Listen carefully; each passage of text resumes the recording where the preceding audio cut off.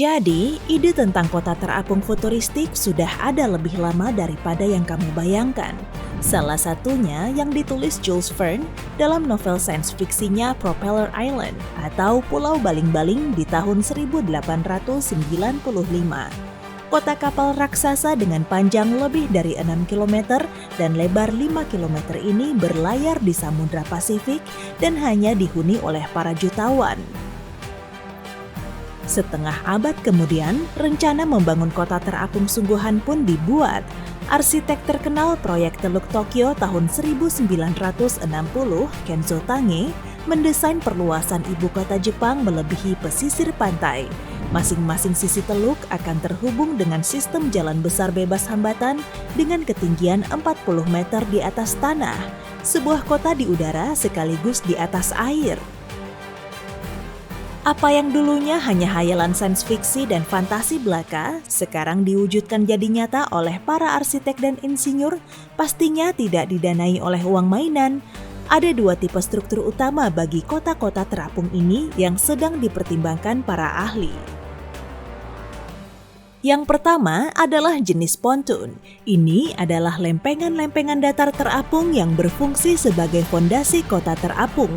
Fondasi ini mudah dibangun tapi tidak cukup stabil untuk menghadapi gelombang tinggi atau cuaca buruk di lautan. Tipe yang kedua adalah struktur setengah terendam, merupakan platform di atas permukaan air yang dibangun di atas kolom-kolom panjang, kurang lebih seperti anjungan pengeboran minyak. Desain ini memungkinkan kota dibangun di perairan dalam dan berombak. Anjungan pengeboran minyak bahkan dapat dengan mudah diubah jadi kota terapung karena luasnya yang dapat menampung ratusan rumah tinggal, bahkan ada yang lebih luas dari 2 lapangan sepak bola. Arsitek Jacques Vaucherey adalah pelopor dalam bidang ini. Salah satu proyeknya adalah kapal raksasa dengan desain ikan pari yang cantik. Kapal ini dapat memenuhi kebutuhan dayanya sendiri dengan energi laut sebagai penggeraknya. Yang lebih penting adalah kapal ini tidak menghasilkan limbah. City of Merion, itulah istilah yang diberikan oleh Vaucherey yang berarti masyarakat laut. Dengan ukuran sekitar 450.000 meter persegi, luas kapal ini akan 4 kali lebih luas dibanding Pulau Ellis.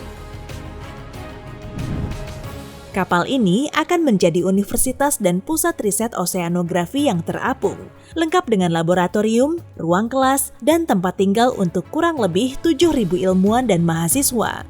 Tujuannya adalah untuk memperdalam pengetahuan kita tentang dunia kelautan. Bagaimanapun, ruang angkasa bukanlah satu-satunya yang belum dieksplorasi. Sekitar 80% dari samudra di bumi masih jadi misteri. Sekarang, kapal ini masih dalam fase perencanaan. Tetapi, Vaucherey ingin agar kapal ini siap huni pada tahun 2050. Ikan pari manta ini bukan satu-satunya. Sea Orbiter karya Vaucherey adalah laboratorium terapung lainnya. Dari total ketinggian 12 lantai, setengahnya ada di bawah air. Tinggi konstruksi ini setara dengan menara Pisa. Walau didesain untuk mengikuti arus laut, kapal ini juga punya baling-baling untuk melakukan manuver dan merubah arah perjalanan. Proyek bernilai 770 miliar rupiah ini mulai dibangun di tahun 2014 dan dilanjutkan pada 2015. Tapi sejak saat itu belum ada berita tentang kemajuan pembangunannya. Sebuah laboratorium bawah laut serupa pernah beroperasi, hanya saja jauh lebih kecil dan tidak dapat bergerak. Aquarius, stasiun riset bawah air berukuran sedang yang berlokasi di lepas pantai Florida Keys ini adalah bagian dari kegiatan Extreme Environment Mission Operations (NEMO) milik NASA. Astronot, ilmuwan, dan insinyur dikirim ke laboratorium ini untuk menjalani pelatihan selama 2-3 minggu sebelum pergi ke antariksa. Stasiun bawah air ini sangat cocok untuk simulasi kondisi di asteroid, planet, dan bulan yang tidak cocok untuk bekerja dan bertahan hidup. Para perancang di seluruh dunia tengah mengerjakan proyek kota terapung mereka sendiri. Salah satunya proyek yang secara tidak resmi dinamakan Atlantis China. Proyek ini terdiri dari berbagai modul menyerupai gedung pencakar langit yang saling dihubungkan dengan terowongan bawah air. Energi di kota terapung ini berasal dari tenaga matahari, air, dan angin, dan alat transportasi di kota ini menggunakan energi listrik. Proyek ini juga mencakup lahan bertani untuk menanam bahan makanan dan pusat daur ulang limbah agar kota ini tetap ramah lingkungan.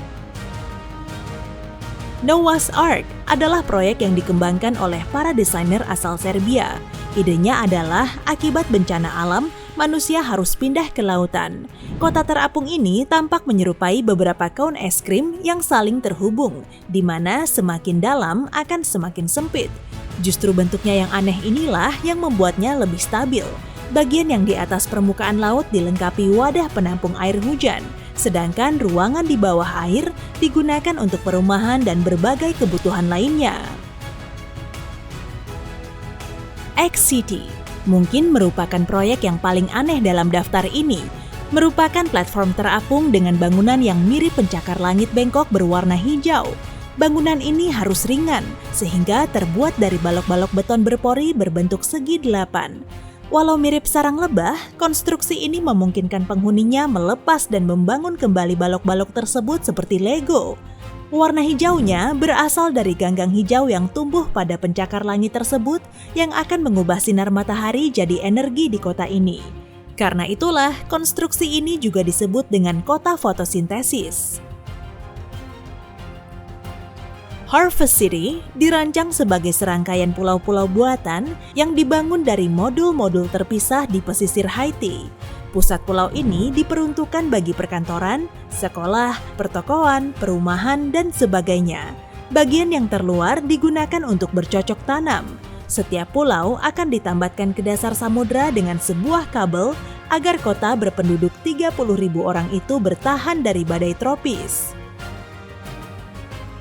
Lilliput dan Auquoria adalah kota-kota terapung yang didesain oleh arsitek Belgia Vincent Caillebout.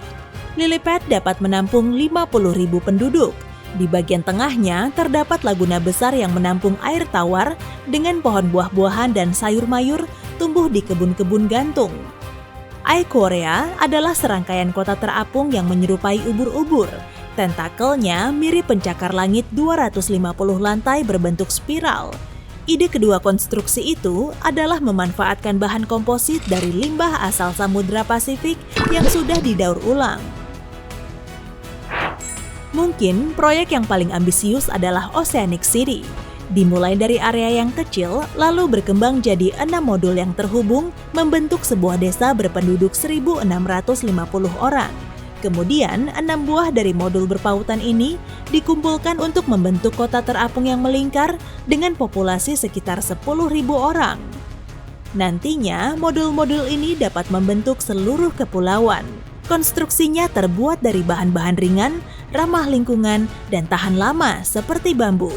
Di atas atapnya ada panel surya.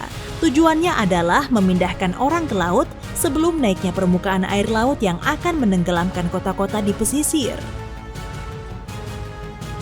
Hal ini membuat saya bertanya, kenapa orang melakukan ini? Pertama, para arsitek ini khawatir akan kepadatan penduduk yang berlebihan. Misalnya, tempat yang paling padat penduduk di dunia, Makau. Kepadatannya hampir mencapai 50.000 orang per 2,6 km persegi. Ini seperti menempatkan manusia yang memenuhi satu stadion di area seluas setengah Central Park. Kepadatan penduduk seperti ini menimbulkan ketidaknyamanan, juga masalah pasokan bahan pangan serta perumahan. Masalah yang kedua adalah naiknya permukaan air laut. Sekitar setengah penduduk dunia tinggal di pesisir dan sekitarnya.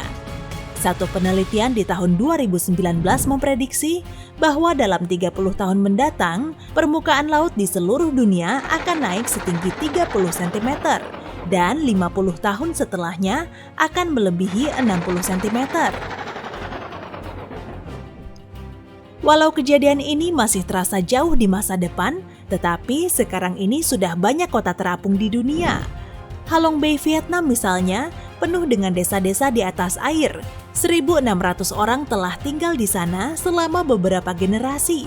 Mereka mengikatkan tong-tong kosong satu sama lain untuk dijadikan fondasi rumah mereka. Ketika laut tenang di musim panas, rumah-rumah terapung terpisah satu sama lain.